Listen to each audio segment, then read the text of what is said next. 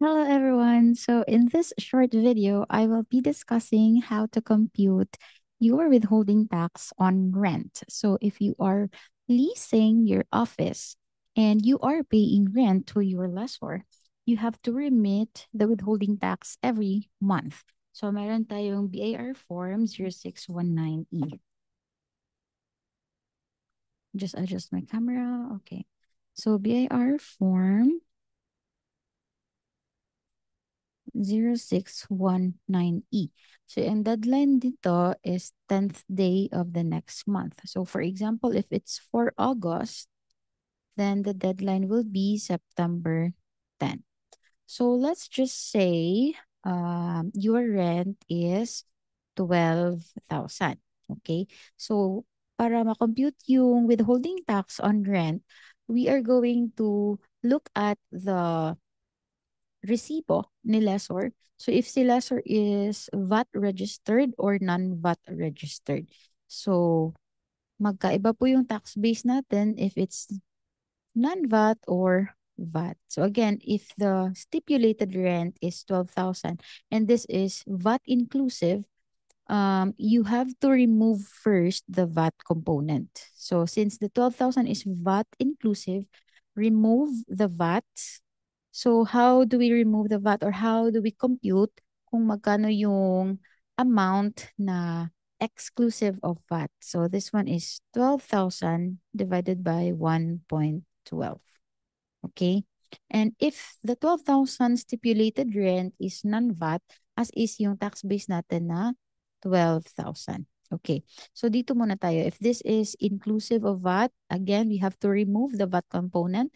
So to get the amount net of VAT, so that's 12,000 divided by 1.12. So let's just get our calculators.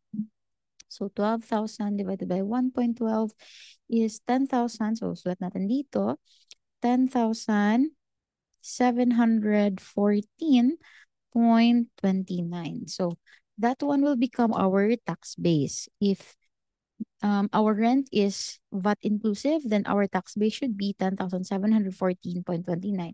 However, if our rent is non-VAT, meaning lessor is non-VAT, then we shall use 12,000 as our tax base. Now, the next question is, what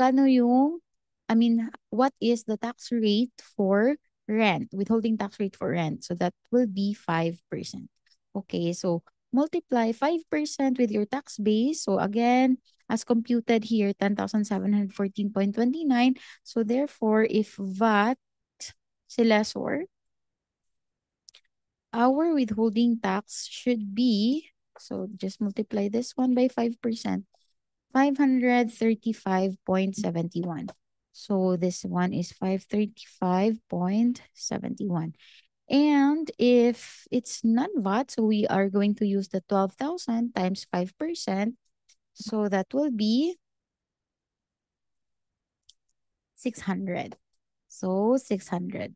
So this amount, whether it's 535 or 600, ito yung i-remit natin sa BIR. And to do that, you have to file your BIR form 0619E. Deadline po is on September 10 for the August transaction. And then after filing and paying, so file this one and then pay. You can pay online or you can also pay over the counter. Pumunta kayo sa authorized agent bank na malapit sa inyo. And after that, do not forget to also issue the 2307 to your lessor. So in encoding, para maka-generate kayo ng 2307, just use the BIR Alpha List data entry module, and then you can generate the 2307. So when you encode the transaction in the Alpha List system, the system will ask you for an ATC, alphanumeric tax code. So ano yung ilalagay natin na ATC? So the ATC depends on whether si lessor is a sole proprietorship or a corporation or juridical entity. So if si lessor is a sole proprietor, yung ATC natin for rent is WI 100. And if lessor is a corporation, then we shall use the ATC WC 100. Okay, so that's it. Thank you.